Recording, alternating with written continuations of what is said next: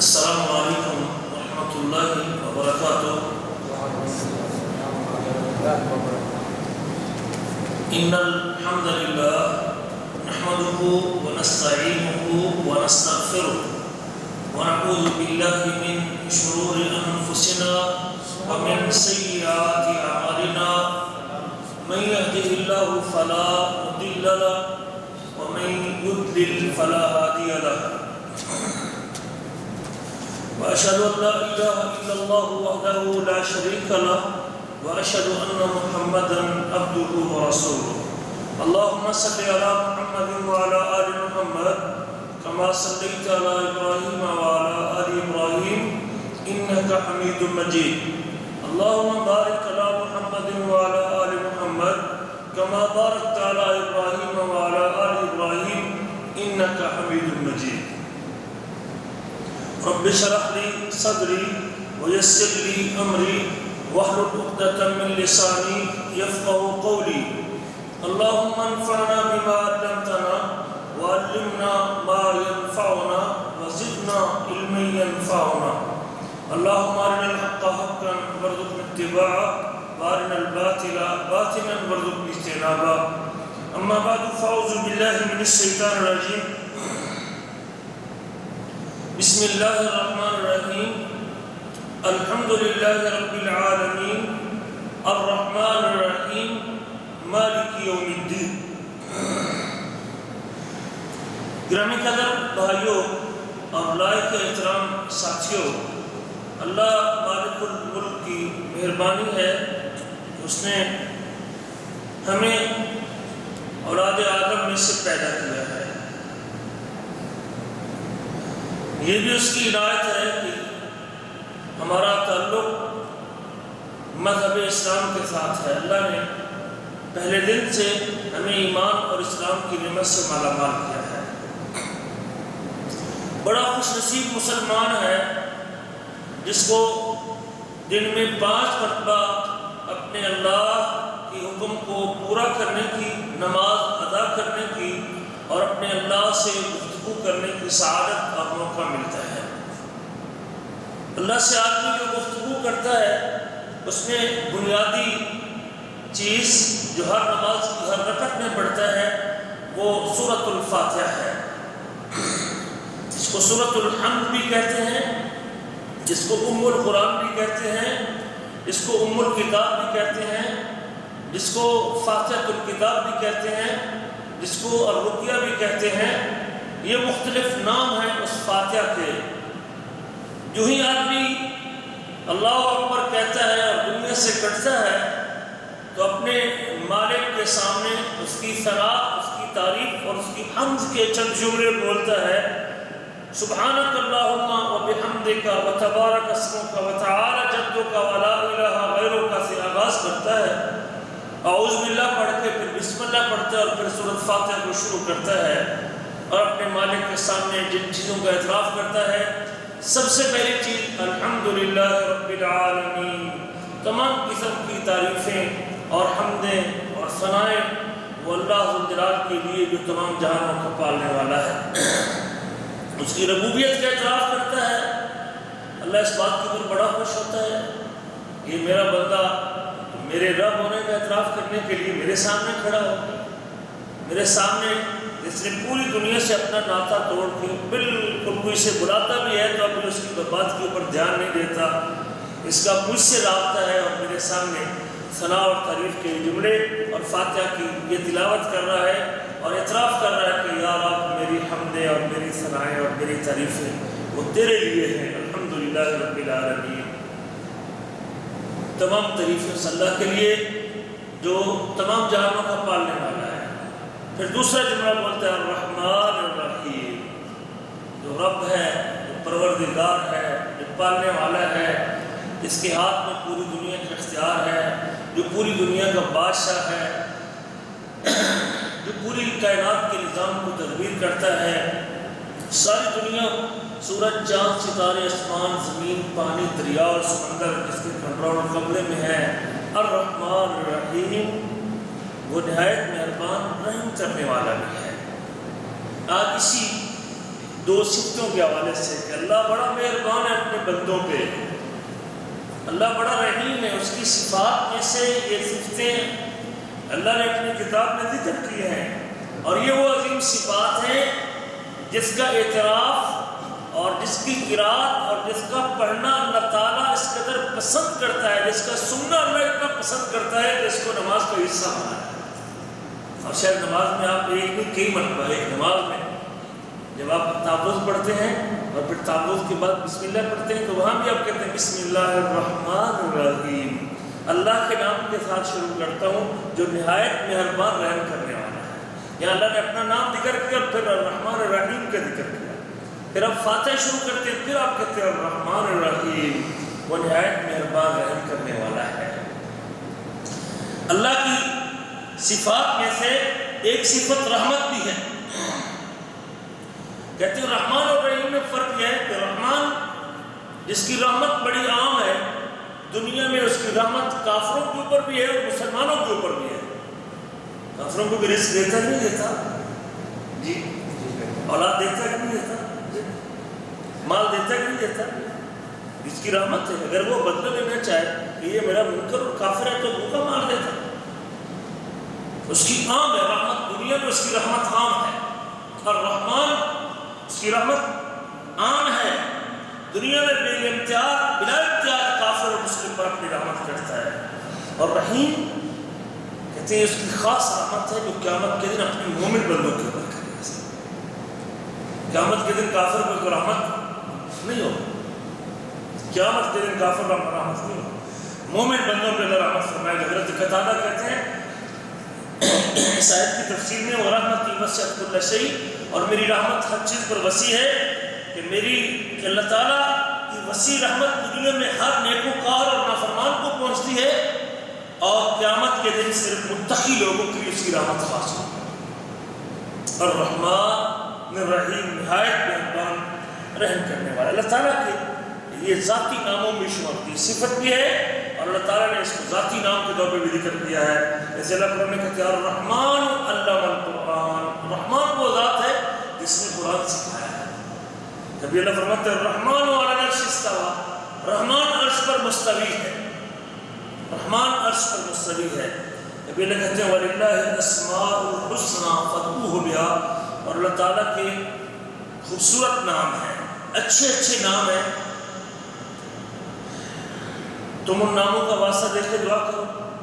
کبھی اللہ کہتے ہیں وَلِلَّهِ الْأَسْمَاءُ الْحُسْنَىٰ قُلِ ادْعُوا اللَّهَ أَوِ ادْعُوا الرَّحْمَٰنَ، کہہ دیجئے کہ تم اللہ کو پکارو یا رحمان کو پکارو، ایک ہی بات ہے، وہی اللہ ہے اور وہی رحمان ہے۔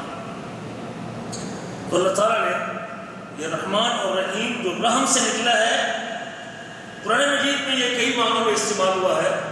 رحمت سے مراد رزق بھی ہے، رحمت سے مراد بارش بھی ہے، رحمت سے مراد آسمان سے عافیت بھی ہے، رحمت سے مراد محبت اور الفت بھی ہے، اور جنت بھی ہے۔ یہ اللہ تعالیٰ کی رحمت کی مختلف صورتیں قرآن میں ذکر کی۔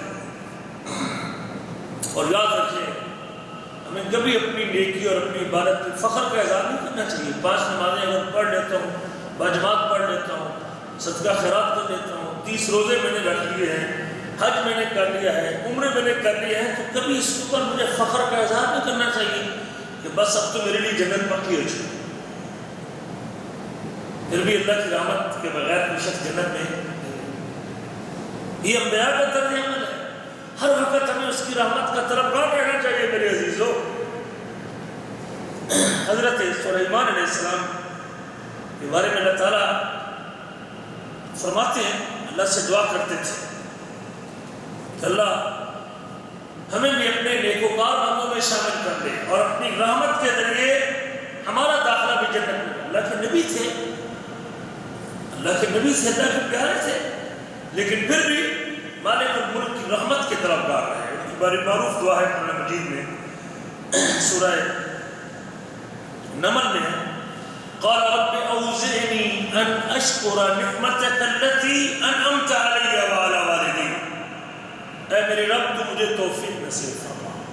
یہ انبیاء کا طریقہ، نبی ہے، اللہ کے مقرب بندے ہیں، اللہ کے قریب بندے ہیں، اللہ کے نزدیک ہیں، اللہ کا قرب ان کو حاصل ہے، لیکن اس قدر قرب کے باوجود نیکی کی توفیق کس سے مانگ رہے ہیں؟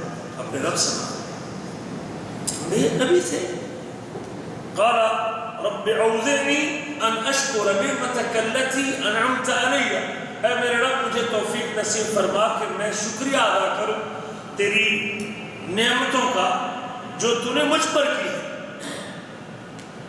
نعمت ہے نا، ہم بھی تو نعمت سے مستفید ہو رہے ہیں، صحت بھی ہے، اولاد بھی ہے، مال بھی ہے، گھر بھی ہے، نوکری بھی ہے، سروس بھی ہے، تنخواہ بھی ہے، والدین بھی ہیں، آنکھیں بھی ٹھیک، کان بھی ٹھیک، زبان بھی ٹھیک، یہ اللہ بس بندہ ان نعمتوں کو اگر سوچے کہ میرے رب نے کی ہے تو پھر اس کو شکریہ ادا کرنے میں دیر نہیں کرنی چاہیے، ہر وقت مالک کا شکر گزار رہنا چاہیے۔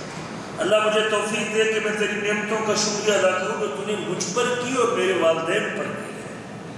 وَأَنْ أَعْمَلَ صَالِحًا تَرْضَاهُ، اللہ مجھے توفیق دے کہ میں نیک عمل کروں جس سے تو راضی ہو جائے۔ اللہ مجھے توفیق دے کہ نیک عمل کروں جس سے تو راضی ہو جائے۔ وَأَدْخِلْنِي بِرَحْمَتِكَ فِي عِبَادِكَ الصَّالِحِينَ، اللہ تو اپنی رحمت کے ذریعے، اپنی رحمت کے ساتھ، اپنی رحمت کے صدقے مجھے اپنے نیک بندوں میں شامل کر۔ نیک لوگوں کی مصابت اور نیک لوگوں کا ساتھ یہ انبیاء کی خواہش تھی۔ مجھے اور آپ کو بھی اپنی دعاؤں میں یہی بات اپنے اللہ کے سامنے رکھنی چاہیے کہ اللہ ہمیں بھی اپنے نیک بندوں میں شمار کر لینا، نیک بندوں میں شامل کر لینا، نیک بندوں کا ساتھ نصیب کر دینا۔ اور یقینی بات ہے کہ آج دنیا میں ہمارے دوست نیک ہیں، اچھے ہیں، تو کل قیامت کے دن بھی اللہ ان لوگوں کا ساتھ نصیب کرے گا۔ اور آج دنیا میں ہمارے دوست اگر برے ہیں اور بے دین ہیں، سود خور ہیں، خائن ہیں، چور ہیں، بے نماز ہیں، تو کل یقیناً ہمارا عشر بھی نہیں لوگوں کے ساتھ۔ لیکن آج اگر ہماری دنیا میں اچھے دوست ہیں، دیندار دوست ہیں، نیک دوست ہیں، نمازی دوست ہیں، تو اللہ اس کا صلہ ہمیں یہ دے گا کہ کل ہمیں انہی دوستوں کا ساتھ نصیب کرنے گا۔ اگر آج ہماری محبت نیک لوگوں کے ساتھ ہے تو کل اللہ تعالیٰ بھی ہمیں ان کا ساتھ ادا کرنے والے ہیں۔ المرء مع من احب، نبی کریم کو فرمانے بندہ قیامت کے دن اسی کے ساتھ ہوگا جس کے ساتھ اس کی محبت ہوگی۔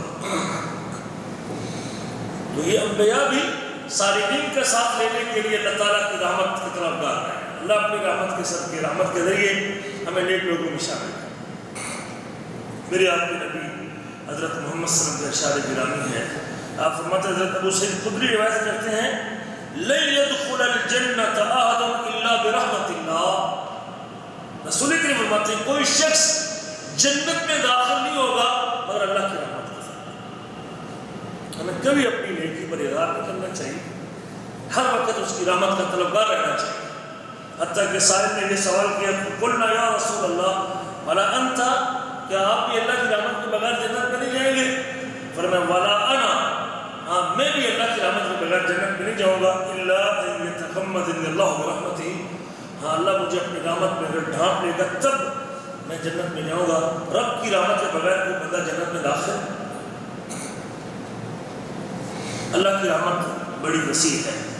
اللہ قرآن میں کہتے ہیں فَإِن كَذَّبُوكَ فَقُلْ رَبُّكُمْ ذُو رَحْمَةٍ وَاسِعَةٍ، اگر یہ لوگ آپ کو جھٹلا دیں، آپ کی تکذیب کر دیں، آپ کو نبی نہ مانیں، پھر آپ کو مایوس ہونے کی ضرورت نہیں ہے، جو آپ کا رب ہے وہ بڑی وسیع رحمت والا ہے۔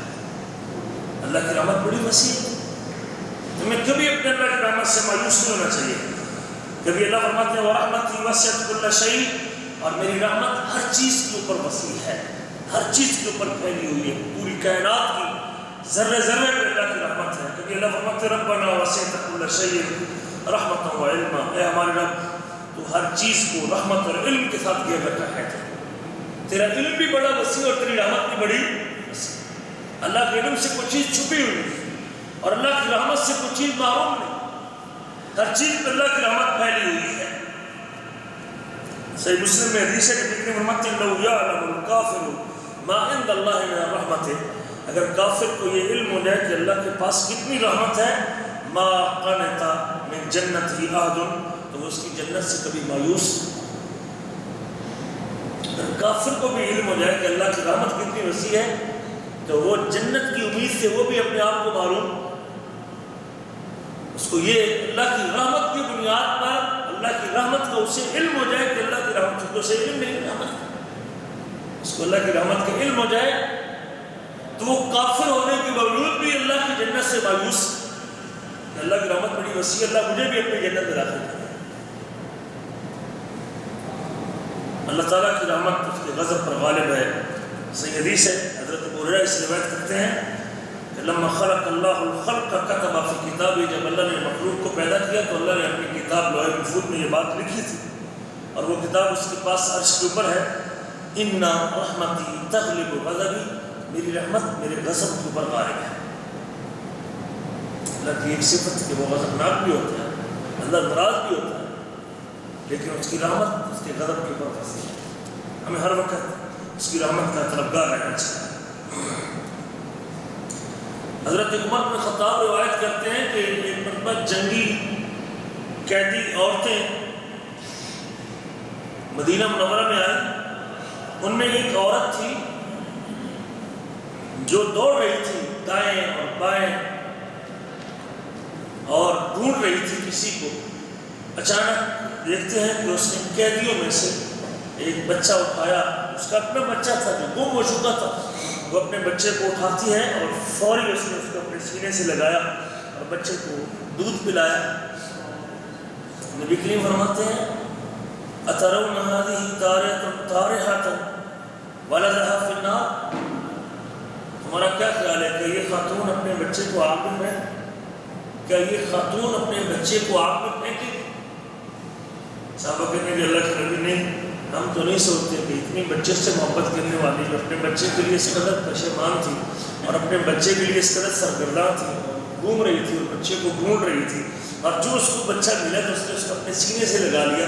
اپنے بچے سے اتنی محبت کرنے والی عورت اس سے کبھی توقع نہیں کر سکتے کہ اپنے بچے کو آگ کے اندر پھینک دے۔ اللہ اکبر کبیرہ۔ نبی کریم فرماتے ہیں اللہ ارحم بعبادہ من هذه بولدها، جتنی اس خاتون کی محبت اس بچے کے ساتھ ہے اور جتنی اس خاتون کی شفقت اپنے اس بیٹے کے ساتھ ہے، رب ذوالجلال کی اپنے بندے سے رحمت اس سے نکل جاتا ہے۔ اب یہ خاتون اگر تم سمجھتے ہو کہ اپنے بچے کو جہنم کیا، اپنے بچے کو آگ میں نہیں ڈالنے والی، تو اللہ ذوالجلال بھی اپنی رحمت کی وجہ سے جلدی سے اپنے بندوں کو جہنم میں ڈالنے والا۔ اللہ اس سے زیادہ اپنے بندوں سے شفقت اور رحمت کرتا ہے اور اپنے بندوں میں مہربان ہے۔ اللہ تعالیٰ فرماتے ہیں کہ اللہ تعالیٰ نے رحمت کے 100 درجے رکھے ہیں، رحمت کے 100 درجے ہیں، ان 100 میں سے حدیث کے الفاظ ہیں جعل اللہ الرحمت 100 جزء، اللہ تعالیٰ نے رحمت کے 100 حصے بنائے۔ فَأَمْسَكَ عِنْدَهُ 99 جزءا، 99 رحمت کے حصے اللہ نے اپنے پاس روک کے رکھے، 99 رحمت کے حصے اللہ نے اپنے پاس رکھے ہوئے ہیں۔ وَأَنزَلَ فِي الْأَرْضِ جُزْءً وَاحِدًا، اور اس کا ایک حصہ اللہ تعالیٰ نے رحمت کے 100 حصوں میں سے ایک حصہ اللہ نے زمین پہ اتارا۔ پوری زمین پہ ایک حصہ ہے، صرف ماں کو نہیں، پوری زمین پہ رحمت کے ایک حصہ ہے۔ کتنی مائیں ہیں جو اپنے بچوں سے شفقت اور رحمت کرتی ہیں، کتنے انسان ہیں جو دوسرے انسان سے رحمت اور شفقت کا رویہ کرتے ہیں۔ یہ جو دنیا میں زمین میں کہتے ہیں فَمِنْ ذَلِكَ الْجُزْءِ يَتَرَاحَمُ الْخَلْقُ حَتَّى، اور اسی ایک حصے کی وجہ سے مخلوق دوسرے پہ شفقت اور رحمت کرتی ہے۔ پوری مخلوق جو ایک دوسرے کے ساتھ رحمدلی کا رویہ کرتی ہے، مہربانی اور شفقت کرتی ہے، پوری مخلوق اس میں انسان بھی اور حیوان بھی ہے، جانور بھی ہے، ماں بھی ہے، باپ بھی ہے، استاد بھی ہے، پوری مخلوق جو شفقت اور رحمت کرتی ہے، یہ اللہ کی رحمت کا صرف ایک حصہ ہے، اور 99 حصے اللہ نے اپنے پاس رکھے ہوئے ہیں۔ نبی کریم فرماتے ہیں حتی ترفع الفرس حافرها عن ولدها خشیۃ ان تصیبها، کبھی آپ نے دیکھا بکری کو یا گھوڑی کو جب اس کا بچہ اس کے پاس ہو تو وہ اپنے بچے کے اوپر پاؤں، سم والا پاؤں رکھنا بھی برداشت، اس لیے کہیں سم اس کے بچے کو لگ، کہتے ہیں یہ حیوان اپنے اپنے سم کو بھی اپنے بچے پہ اس لیے نہیں رکھتا کہیں اس سم کی وجہ سے میرے بچے کو تکلیف نہ ہو جائے. یہ وہ رحمت کا ایک درجہ ہے یا ایک حصہ اور ایک جز ہے جو اللہ نے دنیا میں اتارا ہے. اور وہ مہربان جس کے پاس اپنی رحمت کے 99 درجے موجود ہیں، 99 جز موجود ہیں، وہ کتنا اپنے بندوں کے اوپر مہربان ہے. ہمیں اللہ اس کے در کا فقیر بننا چاہیے. ہمیں ہاتھ اٹھا کے اللہ تعالیٰ سے اس کی رحمت کی اپیل کرنی چاہیے. لوگ تو دنیا والوں سے رحمت کی اپیل کرتے ہیں، ہمیں اپنے اللہ سے رحمت کی اپیل کرنی چاہیے. اگر مجھ سے نماز نہیں پڑھی جا رہی، میری فجر کی نماز چھوٹتی ہے، تو اللہ تعالیٰ سے دعا کرو، یا رب مجھے توفیق دے. روز سے دعا کرو، رو کے دعا کرو، اللہ مجھے توفیق دے، میں تیرا بندہ. یہ انبیاء کا طریقہ ہے. رب اوزعنی ان اشکر نعمتک التی انعمت علی. اللہ مجھے توفیق دے کہ میں تیری نعمتوں کا شکریہ ادا کروں. صحت تو نے دی، جوانی تو نے دی، مال تو نے دیا، اولاد تو نے دی، بیٹا تو نے دیا. میں اپنے بیٹے کو دیکھ کے خوش تو ہوتا ہوں، بچوں کو دیکھ کے خوش تو ہوتا ہوں، لیکن جس نے دیا ہے کہیں اس کی نافرمانی تو نہیں کر رہا، کہیں فجر کی نماز میری سو پہ تو نہیں گزر رہی. اپنی بیٹی کو دیکھ کے، اپنے بچے کو دیکھ کے آدمی کتنا دل پہلاتا ہے، لیکن دینے والا کون؟ اللہ. میرے عزیزو، زندگی کا علم نہیں ہے، کم از کم بندے کو فرض نماز میں سستی نہیں کرنی چاہیے. نہیں اٹھا جاتا تو اللہ تعالیٰ سے دعا کرو، اللہ بڑی، اس کی رحمت بڑی وسیع ہے. یہ نہ مایوس نہ ہو اس کی رحمت سے. آپ اللہ سے دعا کرے، وہ میرے رب، میرا دل چاہتا ہے کہ میں سامنے تیرے سامنے کھڑے ہو کے 5 وقت تیرے سے باتیں کروں. اللہ میرے سستیوں کا شکار ہو، اللہ میرے اندر کمیاں ہیں، اللہ میری تکلیفیں ہیں، اللہ میری کام کی مشقت ہے، اللہ مجھے توفیق دے. اللہ اپنی محبت کو اس قدر اجاگر کر دے، اللہ اپنے پیار کو میرے دل میں اتنا زندہ کر دے کہ میرے لیے صبح اٹھنا مشکل نہ ہو، میرے لیے تو اس سے بات کرنا یہ آسان ہو جائے.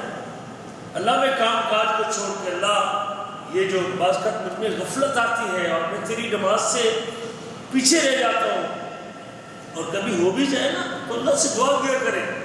مالک بڑا مہربان ہے اپنے بندوں پہ، اس کے پاس رحمت کے بڑے درجے ہیں.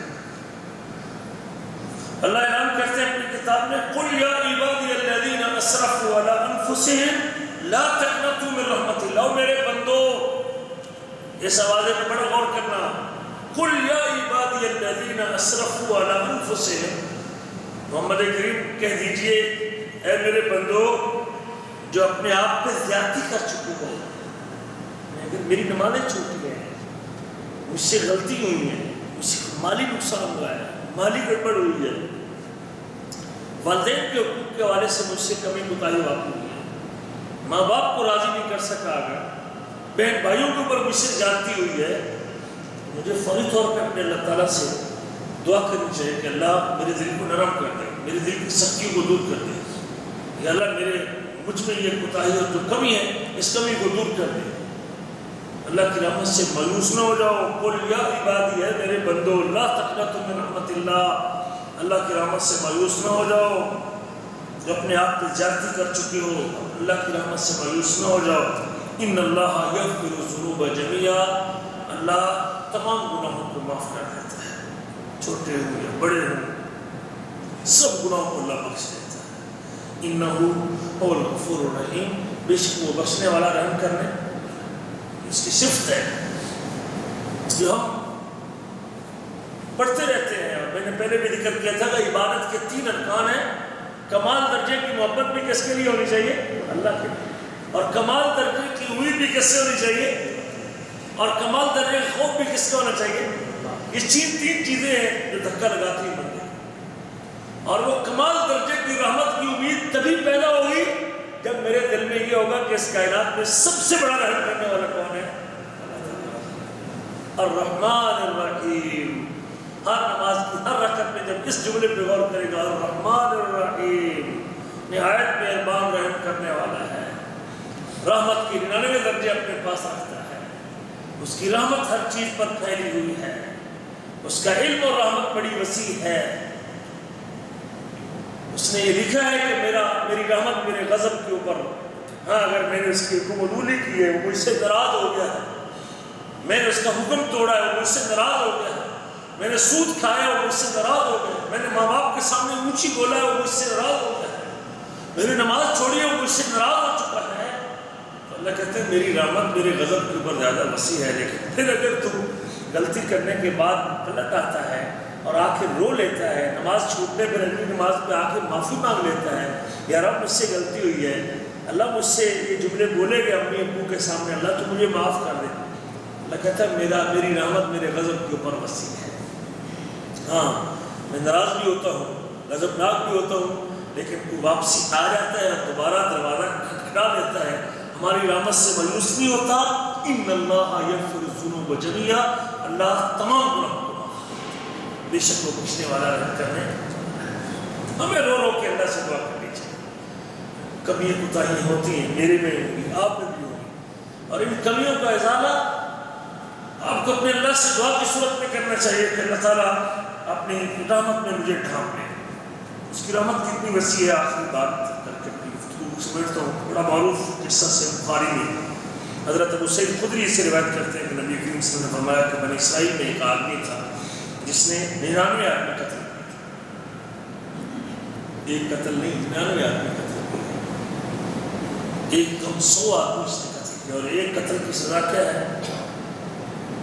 جس نے کسی مومن کو جان بوجھ کے قتل کیا تو وہ ہمیشہ ہمیشہ جہنم کے اندر ہے.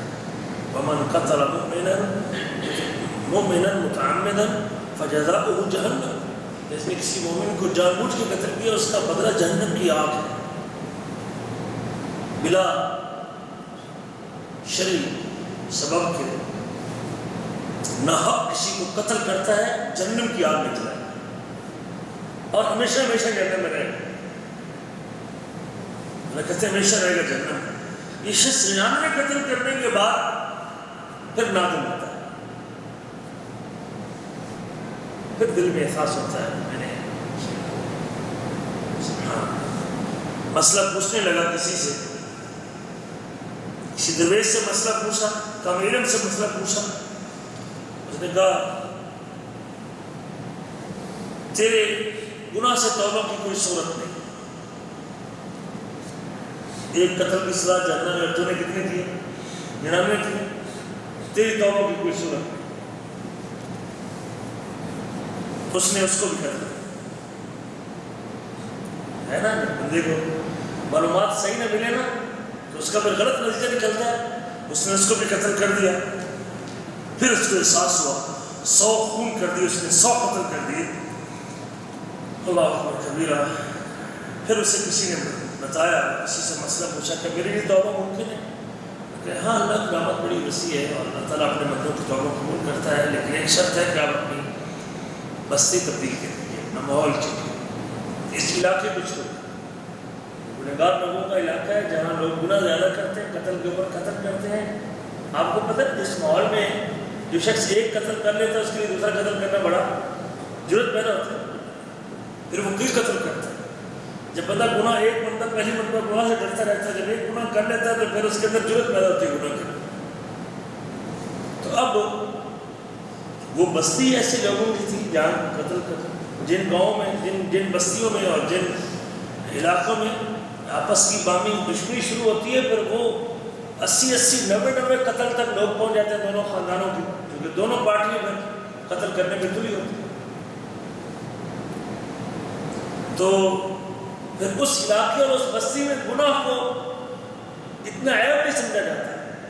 اس بندے نے کہا کہ اللہ تو اپنے بندے کی توبہ قبول کرنے والا ہے، اور آپ ایسے کیجیے کہ اپنی بستی چھوڑ دیجیے، یہ علاقہ چھوڑ دیجیے، کسی ایسی بستی میں جائیے جہاں اچھے لوگ رہتے ہیں، نیک لوگ رہتے ہیں. پھر آپ ماحول بدلیں، اور ماحول چینج کریں گے تو پھر شاید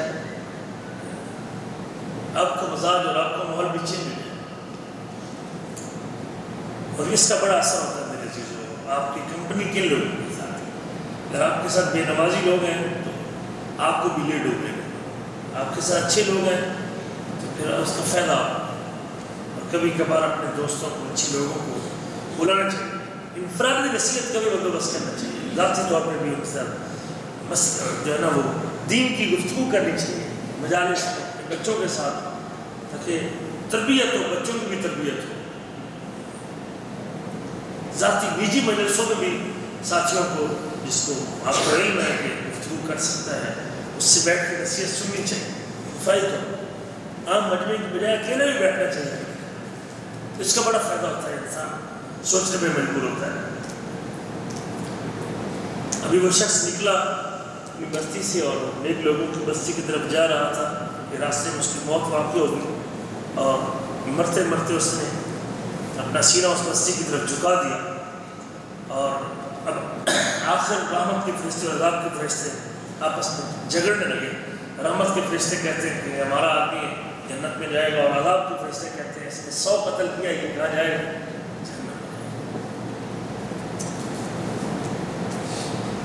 وہ کہتے ہیں کہ توبہ کر چکا ہے اور نیک لوگوں کی بستی کی طرح روانہ ہو چکا ہے، لہذا اس نے اپنی زندگی کو تبدیل کرنے کا عزم کر لیا ہے۔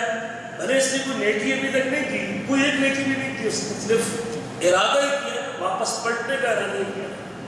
بس یہ احساس جب بندے میں بیدار ہوتا ہے نا واپس پلٹنے کا، وہ شخص کامیاب ہوتا ہے جس میں یہ احساس زندہ ہو جاتا ہے، میں نے اپنے اللہ کی طرف، بس اللہ کو یہ پلٹنا بڑا اچھا لگتا ہے۔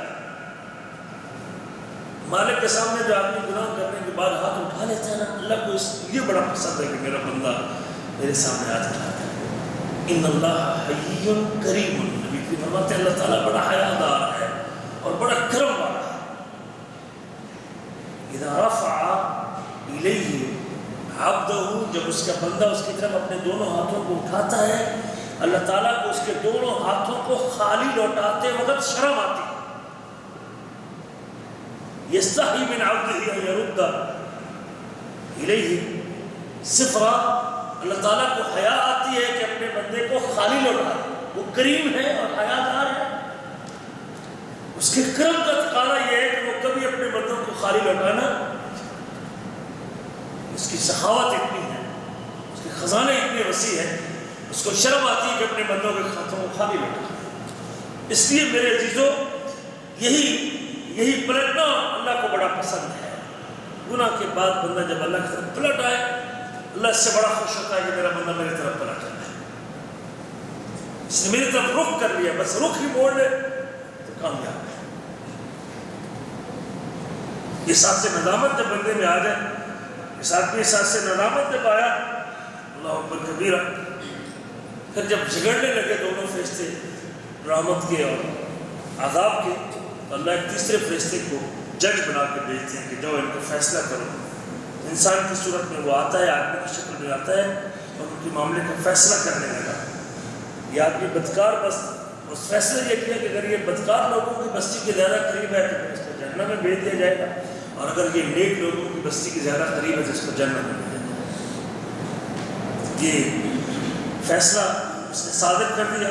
رب ذوالجلال ادھر اپنی رحمت کا کرشمہ دکھاتے ہیں، اللہ تعالیٰ حکم دیتے ہیں زمین کو، جو نیک لوگوں کی بستی کی جانب تھی وہ دور تھی، اور جو برے لوگوں کی بستی کی جانب تھی وہ قریب تھی۔ حقیقت ابھی نکلا ہی تھا بستی سے، موت آ گئی۔ اللہ تعالیٰ نیک لوگوں کی جانب بستی کو حکم دیتے ہیں کہ تو اپنے فاصلے کو کم کر، اور برے لوگوں کی جانب کی بستی کو زمین کو حکم دیتے ہیں کہ تو اپنے فاصلے کو زیادہ کر۔ اور جب اس کو ماپا گیا تو وہ شخص صرف ایک بالش نیک لوگوں کی بستی کے زیادہ کہاں چلا گیا؟ اللہ کی جنت میں چلا گیا۔ یہ اللہ کی رحمت ہے، یہ اللہ کی رحمت ہے۔ اللہ جب بخشنے پہ آتا ہے تو اپنی زمین کو بھی حکم دیتا ہے، اس قدر مہربان ہے، صرف واپس پلٹا، اس نے کوئی نیکی نہیں کی، کوئی عبادت اس نے نہیں کی، صرف گناہ سے توبہ کرنے کے بعد اس کو یہ احساس تب دل میں آ جائے کہ میرا رب بڑا رحم کرنے والا ہے، میرا رب میرے 100 قتل کو بھی معاف کر دیتا ہے۔ صرف یہی عمل ہے اس کا، اور چیز تھی رحمت کی امید تھی۔ اللہ تعالیٰ سے رحمت کی امید اگر میرے دل میں قائم ہے نا کہ میرا رب بڑا مہربان، میرا رب مجھے معاف کر، لیکن یہ کام ہونی چاہیے گناہ کے فوراً معاف، صرف اس امید کو لے کے بیٹھا رہے، واپس پلٹے نہیں، گناہ کرتا ہی جائے کہ بس آخرت میں وہ میرے اوپر رحم کرے گا۔ نہیں، یہ رحمت سے فائدہ کب اٹھا سکتا ہوں؟ دنیا میں واپس پلٹ آنا ہوگا، مالک الملک میرے پہاڑ جیسے گناہوں کو بھی معاف کر دے۔ اس لیے ہمیں ہر وقت اپنے اللہ تعالیٰ سے رحمت کی دعا کرتے رہنا چاہیے اور اس کی رحمت کا طلبگار رہنا چاہیے۔ وہ بڑا مہربان ہے اور بڑا کریم ہے۔ آدم علیہ السلام جب ان سے گناہ ہوا، اللہ تعالیٰ نے ان کو درخت کا پھل کھانے سے منع کیا، وَلَا تَقْرَبَا هَٰذِهِ الشَّجَرَةَ فَتَكُونَ مِنَ الظَّالِمِينَ، آپ اس درخت کے قریب نہ جانا، ظالموں میں سے ہو جاؤ۔ جنت میں تھے لیکن شیطان نے پھسلا دیا، فَوَسْوَسَ لَهُمُ الشَّيْطَانُ، شیطان نے وسوسہ ڈال دیا، جنت میں درخت کا پھل کھا لیا، اور پھر پھل کھانے کے بعد اللہ تعالیٰ نے شرمگاہوں کو ننگا کر دیا اور پھر جنت سے نیچے اتار دیا، اور نیچے اترنے کے بعد پھر اللہ تعالیٰ سے ربنا ظلمنا انفسنا وان لم تغفر لنا وترحمنا لنكونن من الخاسرین، اے ہمارے رب، ہم نے اپنی جان پر ظلم کیا، اگر تو ہمیں معاف نہیں کرے گا اور تو ہم پر رحم نہیں کرے گا۔ دو باتیں، اگر تو ہمیں معاف نہیں کرے گا اور تو ہم پر، تو اس سے معافی بھی چاہتے ہیں تو اس سے تیری رحمت کی بھی طلبگار ہے۔ ربنا ظلمنا، اپنے گناہ کا اعتراف کرنے پڑتا کہ یہ مجھ سے غلطی، اللہ مجھ سے غلطی ہوئی، اللہ مجھ سے چھوٹ گئی نماز، اللہ مجھے اعتراف ہے، یا رب میں اعتراف کرتا ہوں اپنی غلطی کا، اللہ مانتا ہوں میں اپنی غلطی کو تسلیم کریں، پھر اپنا معاملہ اللہ کے سپرد کر دے، وَإِن لَّمْ تَغْفِرْ لَنَا وَتَرْحَمْنَا، اگر تو معاف نہیں کرے گا اور تو رحم نہیں کرے گا، پھر ٹوٹلی طور پہ اس کی معافی کا یقین کس سے ہونا چاہیے؟ 100% میرے رب نے یہ، اللہ تو نے یہ کام کرنا ہے، تیرے علاوہ ہمارا کوئی دروازہ ہی نہیں، کوئی جگہ ہی نہیں، کوئی جائے پناہ ہی نہیں، کوئی چھپنے کی جگہ ہی نہیں، کوئی سر چھپانے کی جگہ ہی نہیں، اللہ تو نے کرنا ہے، اپنا کام 100% کس سے کرنے کی امید ہونی چاہیے؟ وَإِن لَّمْ تَغْفِرْ لَنَا وَتَرْحَمْنَا، اگر تو ہم پر رحم نہیں کرے گا، اگر تو ہم پر رحم نہیں کرے گا، اللہ تیری رحمت کے نتیجے اور تیری رحمت کے صدقے ہی ہم بخشش پا سکتے ہیں اور ہماری یہ غلطی معاف ہو سکتی ہے، ہمارا یہ گناہ معاف ہو سکتا ہے۔ لَنَكُونَنَّ مِنَ الْخَاسِرِينَ، ہم خسارہ پانے والے لوگ ہو سکتے ہیں۔ حضرت عیسیٰ حضرت سبحان اللہ نوح علیہ السلام نے بھی اللہ سے یہی دعا کی تھی کہ اللہ اگر تو نے معاف نہ کیا اور تو نے رحم نہ کیا، میں نے اپنے بچے کے لیے عذاب چھٹنے کی دعا کر لی ہے، بچے تو نے میرے ساتھ ایگریمنٹ اور وعدہ یہ کیا تھا کہ تو نے کسی کے بارے میں بات نہیں کرنی، لیکن پھر میں نے پھر اپنے بچے کو جب ڈوبتا دیکھا تھا، پھر میں نے کہا کہ میرا بچہ ہے، اللہ نے کہا میں نے آپ کو کہا نہیں تھا کہ آپ نے کسی کے بارے میں بات نہیں کرنی۔ پھر کہتے ہیں اللہ مجھ سے یہ غلطی ہوئی، اگر تو نے مجھے معاف نہ کیا اور تو نے رحم نہ کیا تو میں خسارہ پانے والا ہوں۔ اللہ سے معافی مانگتے وقت اس کی رحمت کا بھی ساتھ طرفدار رہنا چاہیے کہ اللہ تو اپنی رحمت کے ذریعے میرے اس گناہ کو معاف کر دے، میری اس غلطی کو معاف کر دے۔ جب بندہ معافی مانگتا ہے تو پھر گناہوں سے توبہ کرتا ہے، اس سے اس کے ایمان کو تقویت ملتی ہے۔ گناہوں سے بندے میں بوجھ پڑ جاتا ہے، ایک گناہ کرنے سے پھر دوسرا گناہ کی طرف آدمی مائل ہوتا ہے۔ ایک نماز چھوڑتی ہے نا، اگر آپ اس کا سارا دن بوجھ محسوس کرتے ہیں، پھر اس کی تکلیف کی وجہ سے بس کر دوسری نماز بھی کرتے ہیں، لیکن اگر آپ اس کے بعد توبہ کر لیتے ہیں، رجوع کر لیتے ہیں، پھر آدمی ہلکا محسوس کرتا ہے، پھر آدمی اپنا بوجھ محسوس کرتا ہے۔ جیسے موبائل نہیں ہوتا، موبائل کے اندر جب ڈیٹا زیادہ ہوتا ہے تو پھر اس کا چلنا، اس کی رفتار کیا ہوتی ہے؟ سست ہوتی ہے۔ جب ہمارے اندر بھی گناہوں کا ڈیٹا بڑھتا ہے تو ہماری رفتار کیا ہوتی ہے؟ اس کو فارمیٹ کرنے کی ضرورت ہوتی ہے۔ اپنے آپ کو فارمیٹ کس سے کریں گے؟ توبہ سے، مغفرت سے کریں، رحمت کی امید کے ساتھ۔ جب بندہ اپنے گناہوں کو مٹوا لیتا ہے، ڈیلیٹ کروا لیتا ہے اپنا، جب موبائل سے آپ ڈیلیٹ کرتے ہیں وہ سارا مواد جو زائد ہوتا ہے، فوٹو ہوتے ہیں، تصویریں ہوتی ہیں، ویڈیو ہوتی ہیں، پھر اس کی رفتار بھی کیا ہو جاتی ہے؟ تیز ہوتی ہے۔ ہمیں بھی اپنے آپ کو فارمیٹ کرنا چاہیے، اور فارمیٹ کس سے؟ آنسو بہانے کے ساتھ، رحمت کی امید کے ساتھ، اور دعا کرنے کے ساتھ، اور مغفرت طلب کرنے کے ساتھ آدمی فارمیٹ ہو جاتا ہے، اور یہ دوبارہ پھر نیکی کی طرف اس کا جذبہ بڑھ جاتا ہے، شوق بڑھتا ہے اللہ کی طرف جھکنے کا، اس کی بندگی کرنے کا۔ اللہ سے دعا ہے کہ تعالیٰ مجھے اور آپ کا موقع اللہ ہمارے گناہوں کو معاف فرمائے، اللہ ہماری پریشانی کو دور فرمائے، اللہ ہمارے بچوں اور اولاد کو نیک اور صالح بنائے۔ اللہ تعالیٰ ہمیں اپنے والدین کا فرما بردار بنائے. اللہ تعالیٰ جو بیمار ہیں اللہ کو شفا کاملہ نصیب فرمائے. جن کے والدین دنیا سے جا چکے اللہ تعالیٰ کی قبروں کو منور فرمائے. جو ساتھی پریشان ہیں معاشی اعتبار سے، کفیلوں کی وجہ سے اور کام کی وجہ سے، کافی سارے ساتھی ہیں جو گھروں میں بیٹھے ہیں، کام میسر نہیں ہے، دعا کریں اللہ تعالیٰ کے لیے آسانی پیدا فرمائے.